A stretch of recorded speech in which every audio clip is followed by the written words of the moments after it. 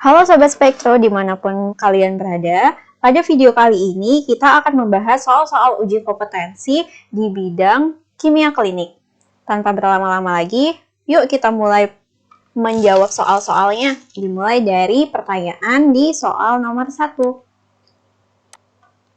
Oke, seorang pasien pria 55 tahun direkomendasikan oleh dokter pengirim untuk melakukan pemeriksaan laboratorium.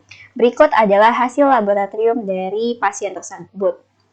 Untuk kreatinin urin, kadarnya 120 mg per dl, kreatinin serum 1,5 mg per dl, total urin 24 jam itu jumlahnya 1800 ml. Pertanyaannya adalah, berapakah clearance kreatinin dalam mililiter per menit? Oke, untuk menjawab soal ini kita perlu mengetahui rumus untuk mencari clearance kreatinin. Kita singkat aja ya, CC, clearance kreatinin.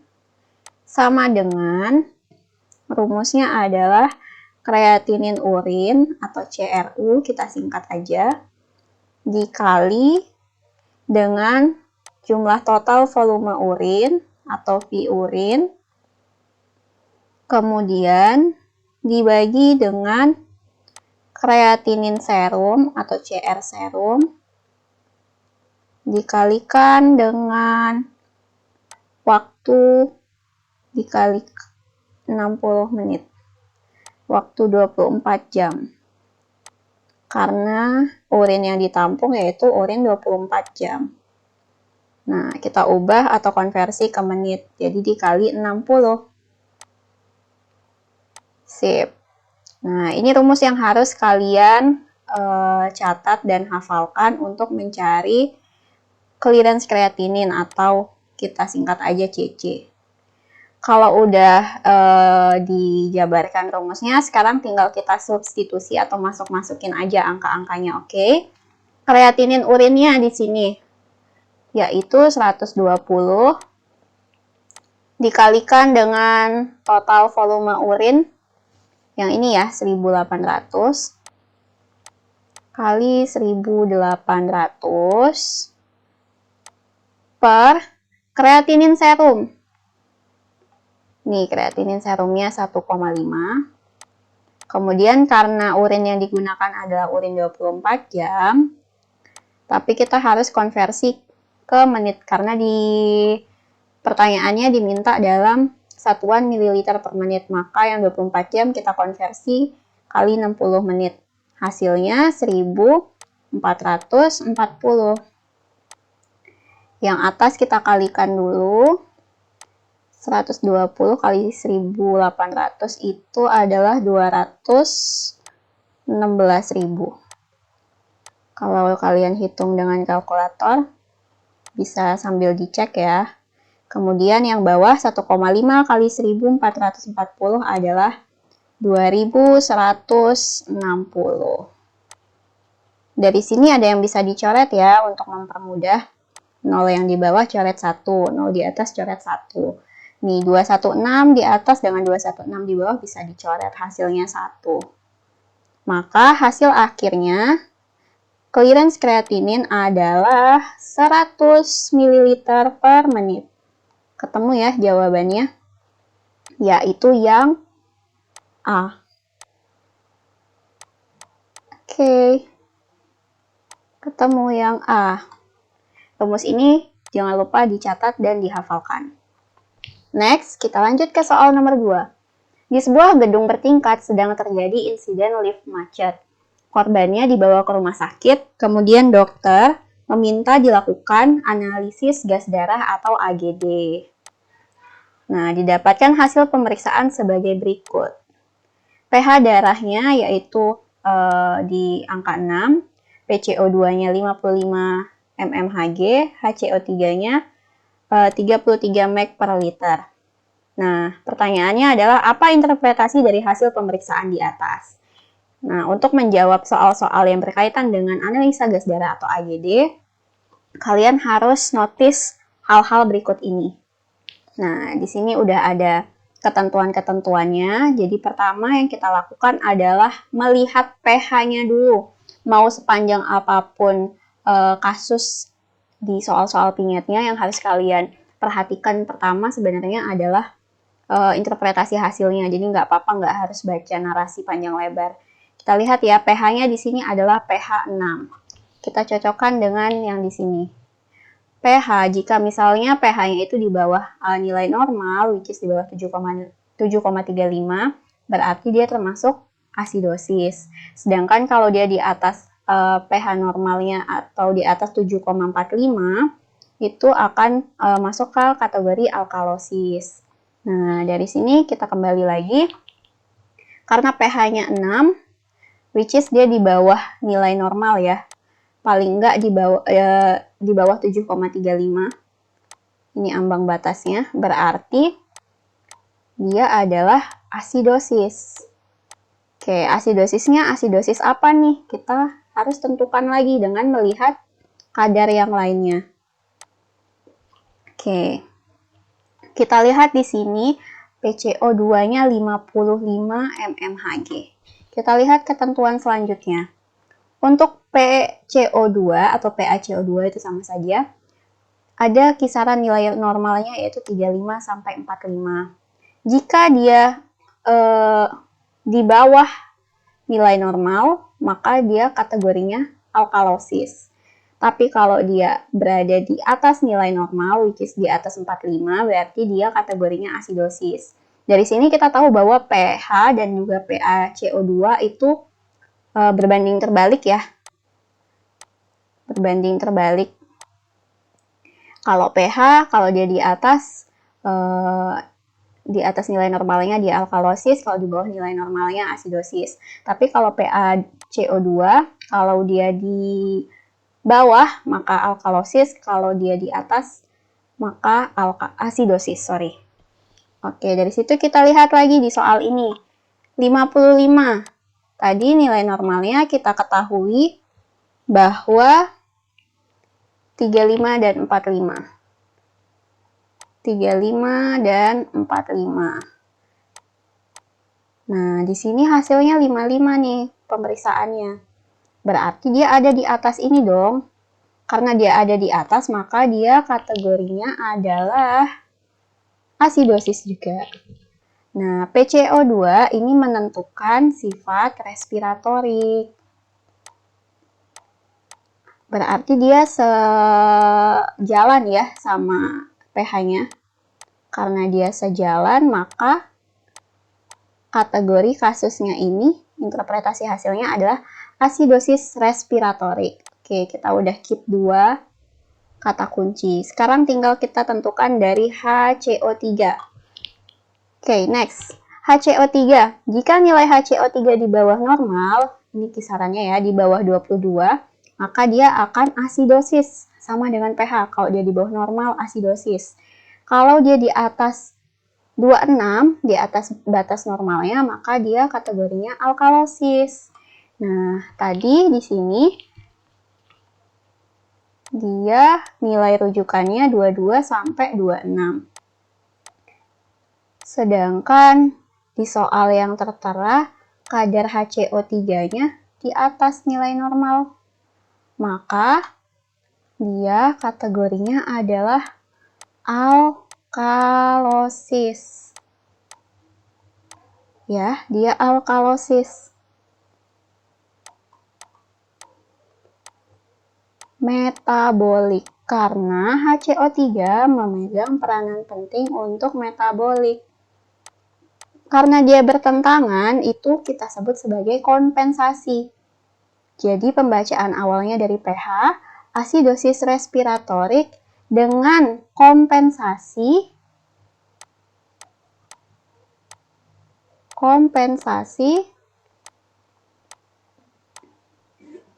metabolik.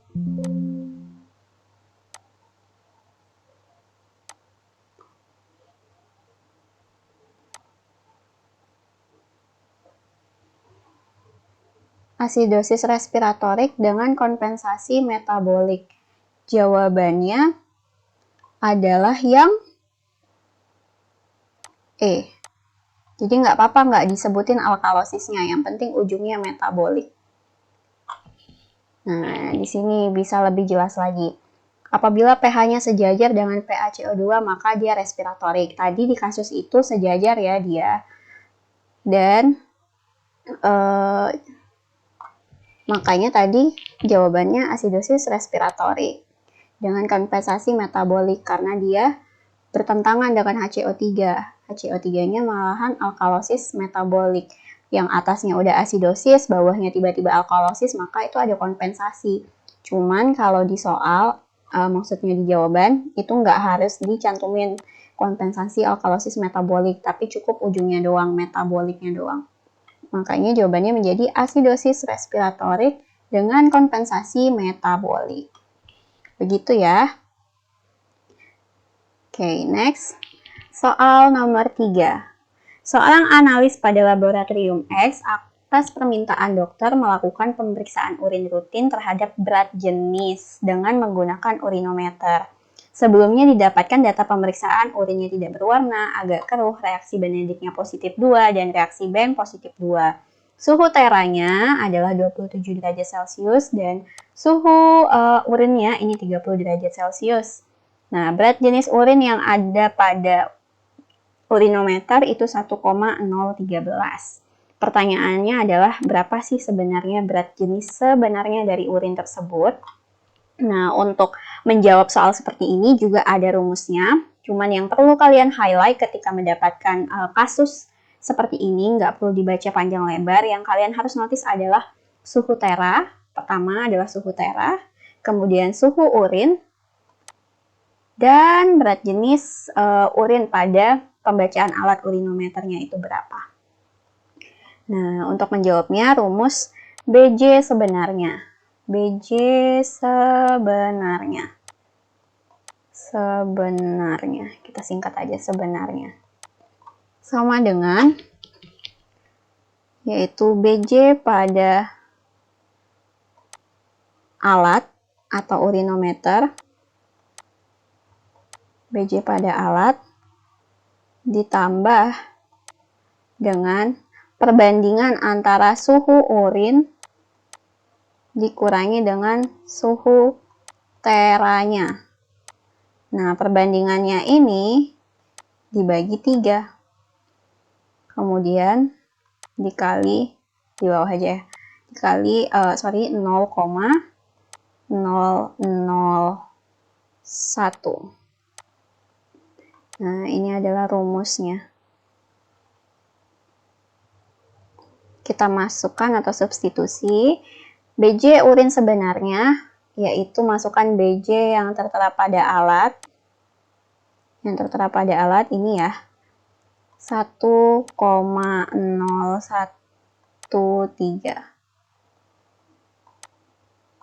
Ditambah dengan suhu suhu urin. Suhu urin di sini adalah 30 derajat Celcius. Tulisnya 30 aja.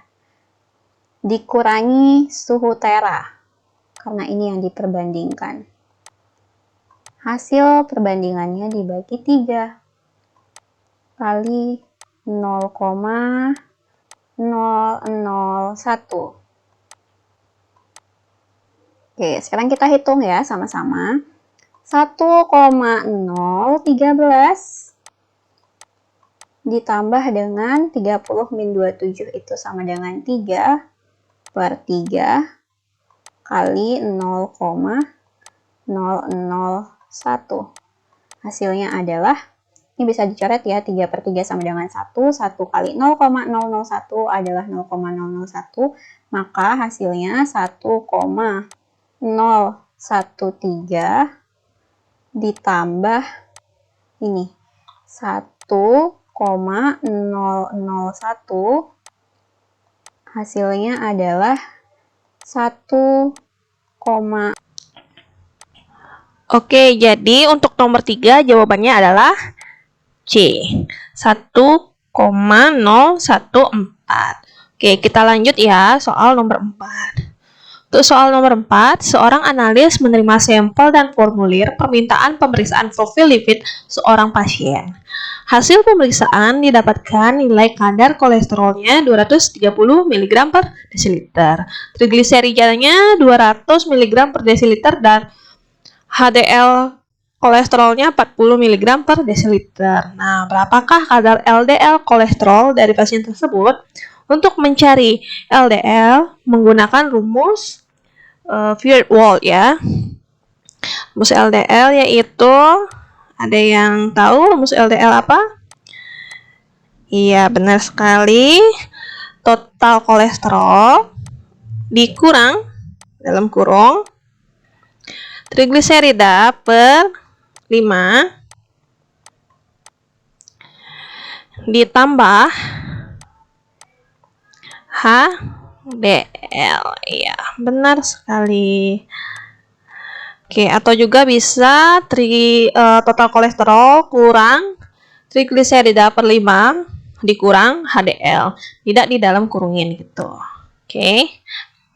Terus kita masukin nih nilainya berapa aja. Untuk total kolesterol 230. Oke, lanjut. Untuk trigliseridanya 200 per 5 ditambah HDL-nya 40 dalam kurungin ya. Jadi hasilnya 230 dikurang ini berapa? 200 bagi 5, 40 ditambah 40. Ini masuk dalam kurung. Oke. Jadinya 230 dikurang 80 sama dengan 150. Jadi jawabannya adalah D, 150 mg per desiliter. Oke, kita lanjut. Soal nomor 5. Hasil pemeriksaan analisis gas darah pada pasien adalah, ini ada pH, PO2, SaO2, PaCO2, HCO3. Berdasarkan hasil pemeriksaan laboratorium di atas, pasien ini mengalami gangguan apa? Nah, untuk gangguannya apakah dia alkaliosis, apakah dia asidosis, itu kita lihat dari 3 aja. Ini pH, PaCO2, dan HCO2. Jadi kita lihat 3 nilainya ini aja. Oke, kita telah satu-satu. Untuk pH-nya, dia nilai normalnya 7,35 sampai 7,35 sampai 7,45. Jadi ini sudah di atas nilai normal. Jika di atas nilai normal, dia merujuk ke alkaliosis. Oke, lanjut kita lihat PaCO3-nya. PaCO3 nilai normalnya 35 sampai 45. Oke, nilainya 40.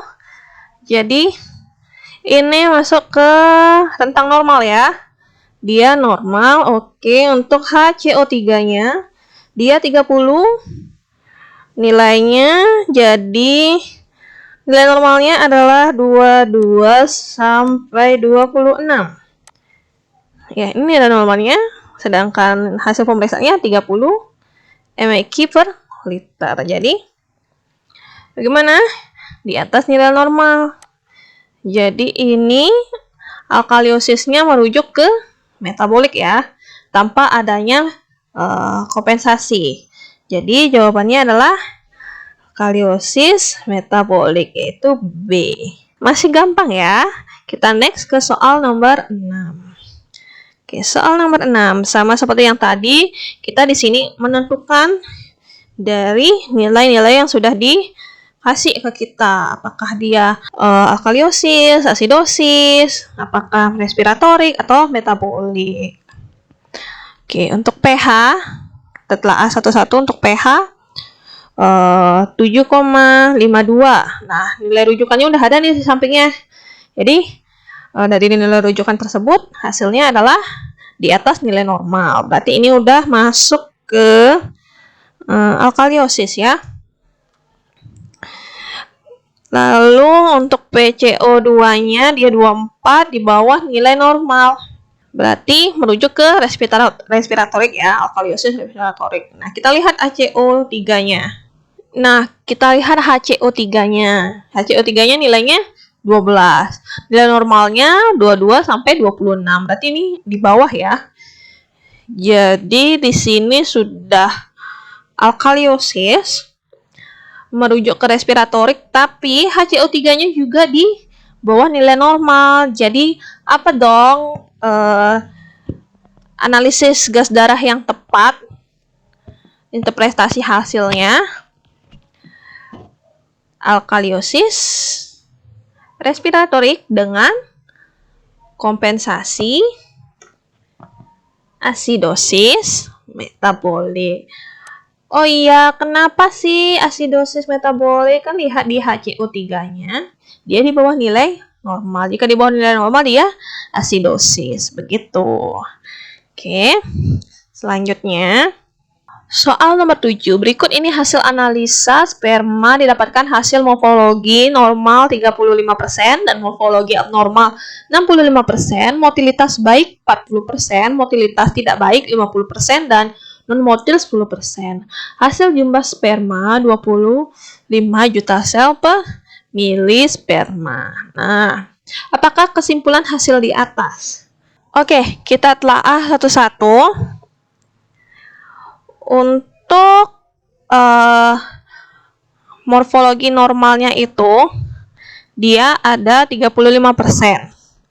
Berarti bentuknya dia di bawah nilai normal, di atas di bawah 50% ya untuk morfologinya.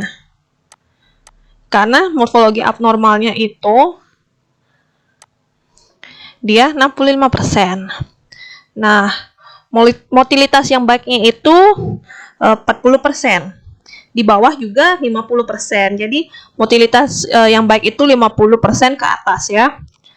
Nah, tidak baiknya itu 50%. Nah, non-motil 10%. Berarti yang motil itu di atas 50%. Hasil jumlah sperma 25 juta sel. Spermanya 25 juta.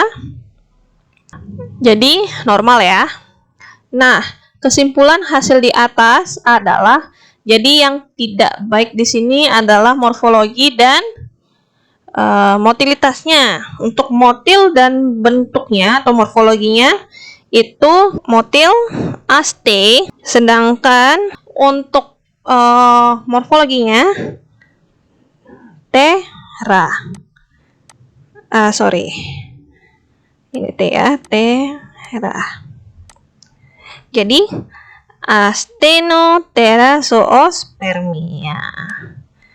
Nah, ini adalah soal kita yang terakhir untuk pertemuan pada kali ini. Nah, untuk kalian yang masih bingung mau mulai belajar dari mana dan ingin lebih banyak lagi belajar soal seperti ini, kalian bisa bergabung bersama kami di Expectro Club. Gimana sih cara gabungnya? Nah, kalian bisa mengklik link di description box di bawah. Oke, jangan lupa like, subscribe, dan follow juga di Instagram kami. Terima kasih atas waktunya dan sampai jumpa di video selanjutnya. Bye-bye.